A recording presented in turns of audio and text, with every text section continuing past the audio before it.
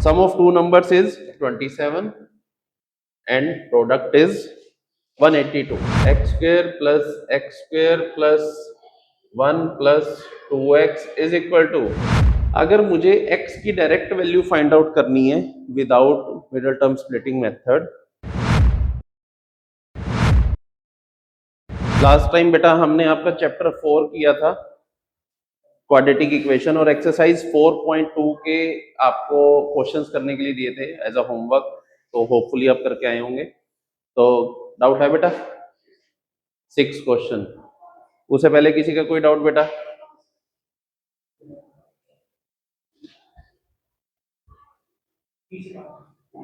कौन सा किए? बाकी सब किए? आधी करी थी। आधी का क्या मतलब है? फाइंड टू नंबर्स, ये वाला। थर्ड क्वेश्चन में कहता है बेटा find two numbers whose sum is 27 and product is 182।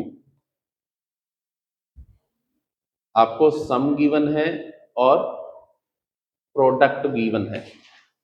Some of two numbers is 27 and product is 182। Let एक नंबर बेटा x है, let x is first number, तो सेकंड नंबर क्या होगा? 27 minus x, product x into 27 minus x is equal to 182। Product given है ना हमें, product of two numbers is 182। x multiply 27 minus x is equal to 182। 27x minus x square is equal to 182। इन terms को हम इधर ले आते हैं, x square minus 27x plus 182 is equal to 0।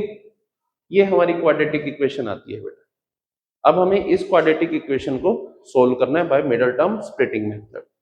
अब 1 मल्टीप्लाई 182 इज 182, तो हमें 27 को इस तरह से स्प्लिट करना है कि जिसका प्रोडक्ट तो क्या है 182। ठीक है, चलो कोई बात नहीं, देख भी लेते हैं। 182 को पहले बेटा हम क्या लिख सकते हैं?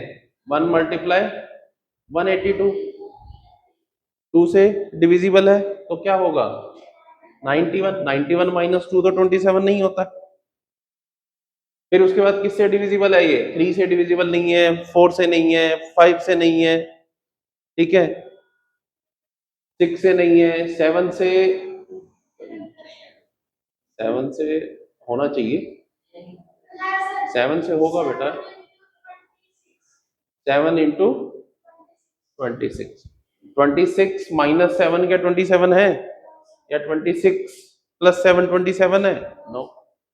देन 9 से नहीं है, 11 से नहीं है, 13 से,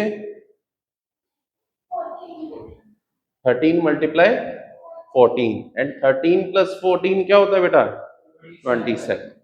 तो हम इसे लिख सकते हैं X square minus 13x minus 14x plus 182 is equal to 0। ये माइनस का इसलिए लिखा बेटा क्योंकि यहाँ पे क्या था plus, minus 13 minus 14 is equal to product जब करेंगे plus 182, x common, x minus 13 minus 14 common, again x minus 13, तो फैक्टर्स क्या आते हैं x minus 14 and x minus 13। So x की वैल्यू या तो 13 होगी और या 14। हाँ जी बेटा, फोर्थ कोई बात नहीं, ये समझ आया बेटा? कर लो इसे साथ साथ,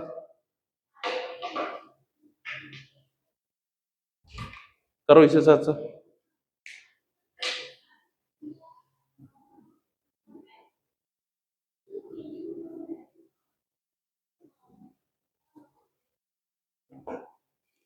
फोर्थ क्वेश्चन में कहता है बेटा वो find two consecutive positive integers sum of whose squares is 365। Two positive consecutive integer, मान लो बेटा अगर फर्स्ट x है तो सेकंड कॉन्जिक्यूटिव इंटीजर क्या होगा, x प्लस कॉन्जिक्यूटिव मतलब साथ साथ, पॉजिटिव है, नेगेटिव नहीं है, और इनके स्क्वायर्स का सम गिवन है 365। x square plus x plus 1 square is equal to 365। अब इसे सोल्व करना है बेटा, X square plus 1 plus 2x is equal to 365। 2x square plus 2x ये इधर आएगा तो क्या होगा, माइनस 364।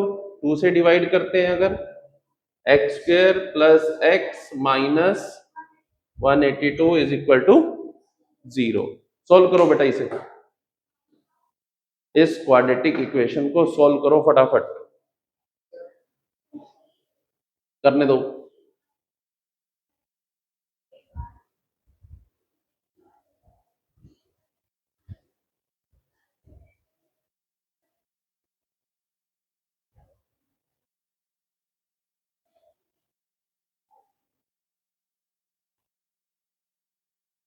क्या आ रहे हैं factors,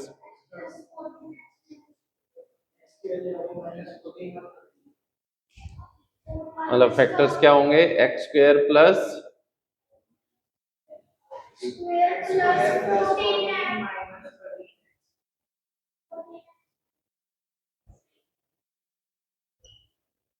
x square plus 14x minus, पहले भी यही नंबर था आई थिंक 182 लास्ट क्वेश्चन में, अभी सेम है, बट वहां पे प्लस था, यहाँ पे ये क्या था, माइनस। तो x common, x plus 14 minus 13 common, x plus 14।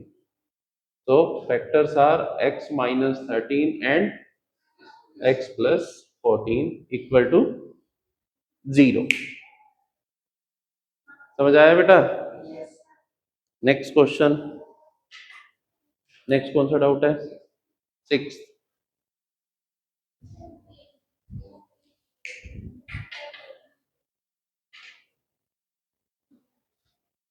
A cottage industry produces a certain number of pottery articles in a day. एक certain number of pottery articles produce करती है cottage industry. Let us suppose वो X है, ठीक है? It was observed on a particular day that the cost of production of each article was 3 more than twice the number of articles produced on that day. जितने article produce हो रहे हैं उसके twice में 3 ज्यादा, ये कॉस्ट ऑफ आर्टिकल है on that particular day. If the total cost of production on that day was ₹90, और टोटल प्रोडक्शन कॉस्ट क्या है उस दिन की, ₹90। Find the number of articles produced and the cost of each article. अगर आपको याद हो हमने ऐसा एक एग्जांपल किया था, सेम एग्जांपल।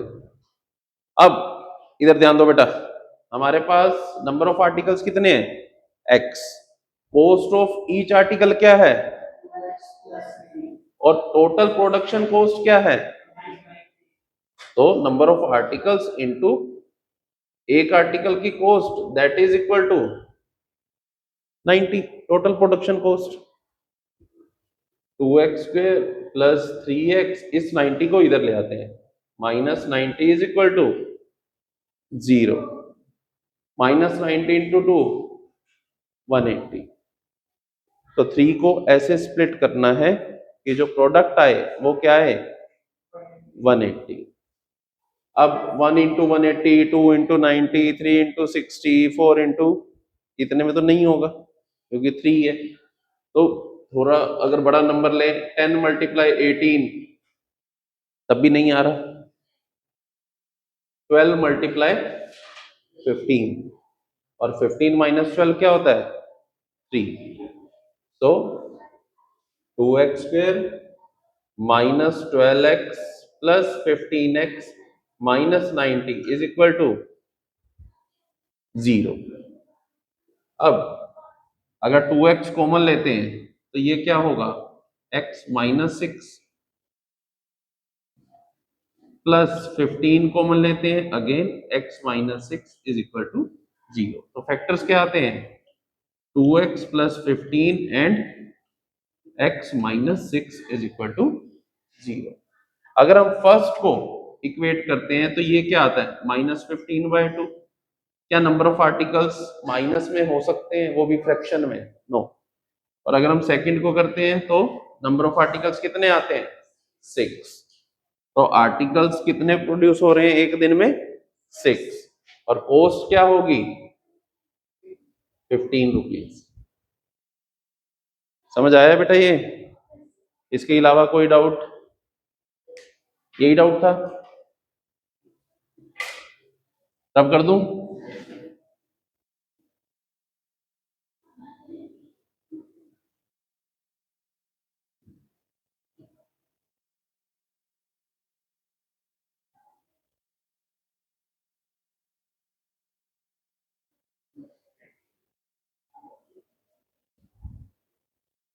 नेक्स्ट टॉपिक है बेटा नेचर ऑफ रूट्स।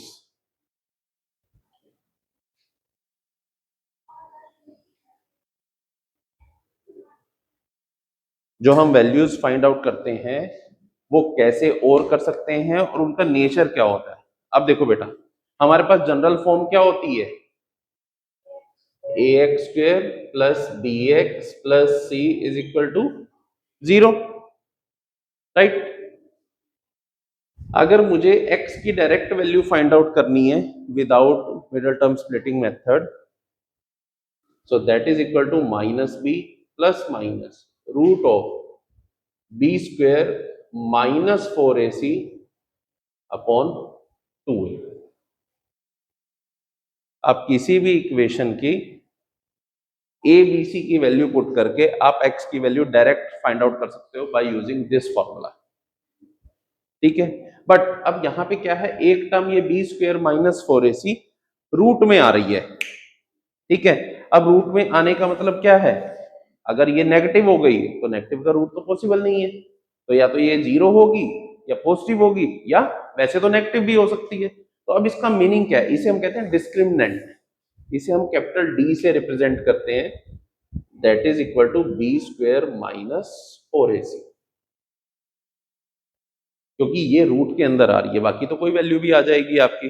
बट अगर ये 0 पॉजिटिव और नेगेटिव होती है तो क्या इंपैक्ट आता है, if this value is greater than 0 तो क्या होगा, आपके टू डिस्टिंक्ट अलग अलग मतलब रियल रूट्स आएंगे, मतलब एग्जैक्ट वैल्यूज आएंगी। जैसे अभी हमने क्वेश्चंस किए ना, तो वैल्यूज अलग अलग आ रही हैं, ठीक है। सो यहां पे आपके क्या होंगे, टू डिस्टिंक्ट रियल रूट्स होंगे। अगर ये value b² minus 4ac equal to 0 आ जाती है तो यहां पे आपके टू इक्वल रूट्स आएंगे, मतलब दोनों वैल्यूज सेम आएंगी। जैसे मान लो हमारे फैक्टर्स आ गए x minus 2 into X minus 2, तो वहां पे x की वैल्यू क्या आई 2 आई। But if b² minus 4ac is less than 0 तो वहां पे हमारे रियल रूट्स नहीं आएंगे। दैट मीन्स हम इसे सोल्व नहीं कर सकते, हमारी इक्वेशन सोल्व अभी की क्लास के लिए सोल्व नहीं हो रही है, ठीक है। तो वहां पे हम क्या कहेंगे, we are not having any real roots, मतलब यहाँ पे हमें नो रियल रूट्स मिलेंगे, यहाँ पे कोई भी रियल रूट्स फाइंड आउट नहीं कर पाएंगे, ठीक है जी। इसी पे बेस्ड बेटा आपकी थर्ड एक्सरसाइज है। जैसे क्वेश्चन कहता है वो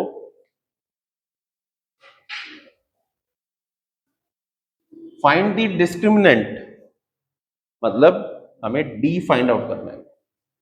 find the discriminant of the quadratic equation 2x² minus 4x plus 3। करो बेटा इसका डिस्क्रिमिनेंट फाइंड आउट।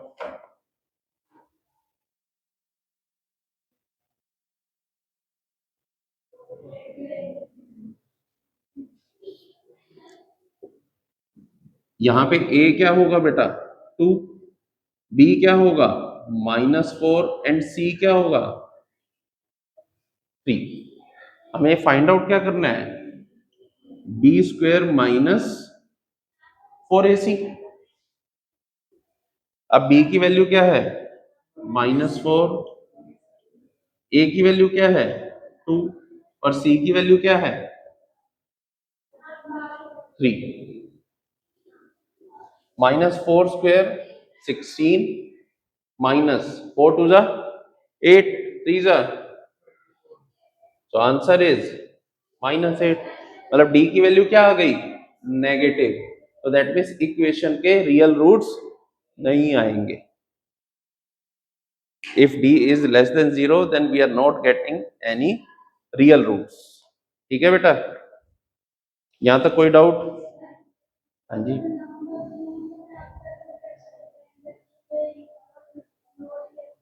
वो तो वही करेंगे बेटा, बी स्क्वायर माइनस 4ac करेंगे, चाहे रूट में हो चाहे किसी में हो, उसी की वैल्यू से हम फाइंड आउट करेंगे। ठीक है,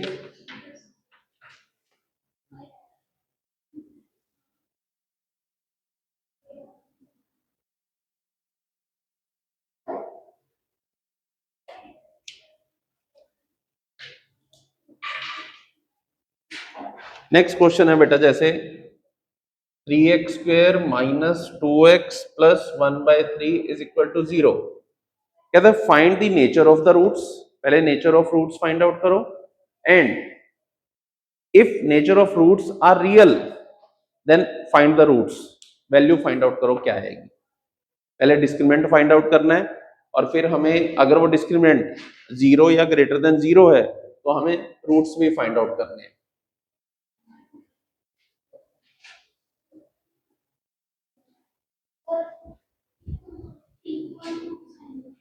करो, अगर आ रहे हैं तो फाइंड आउट करो।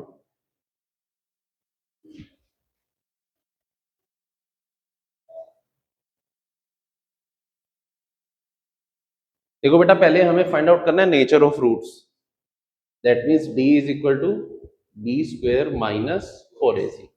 b is -2, 4, a is 3 and c is 3 से 3 cancel, -2 square 4 minus 4 that is equal to, तो दैट मीन्स अगर हमारा d 0 आ गया है तो यहाँ पे हम equal roots, real equal roots मिलेगी, क्योंकि d की वैल्यू क्या आ गई है 0।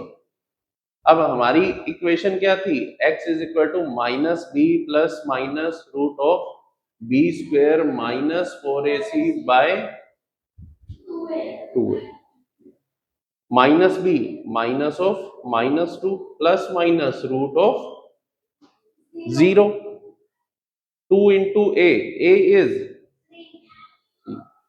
तो minus of minus plus 2 divided by 6 1/3।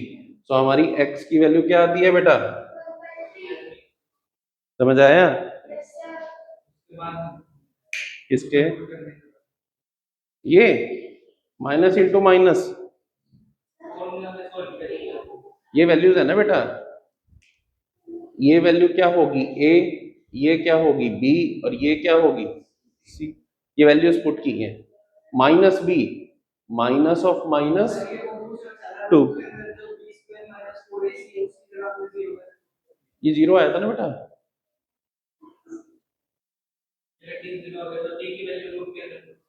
ये d तो है बेटा, ये लिखा तो है d is equal to B square minus 4ac, यहाँ पे बी स्क्वायर माइनस 4ac तो है, वही वैल्यू यहाँ पे पुट किया है फिर सोल्व किया, तो ये किसके इक्वल आता है बेटा 1/3 के।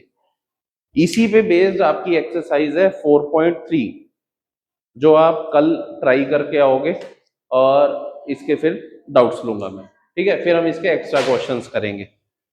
डन है? हाँ बेटा, कुछ कहना है?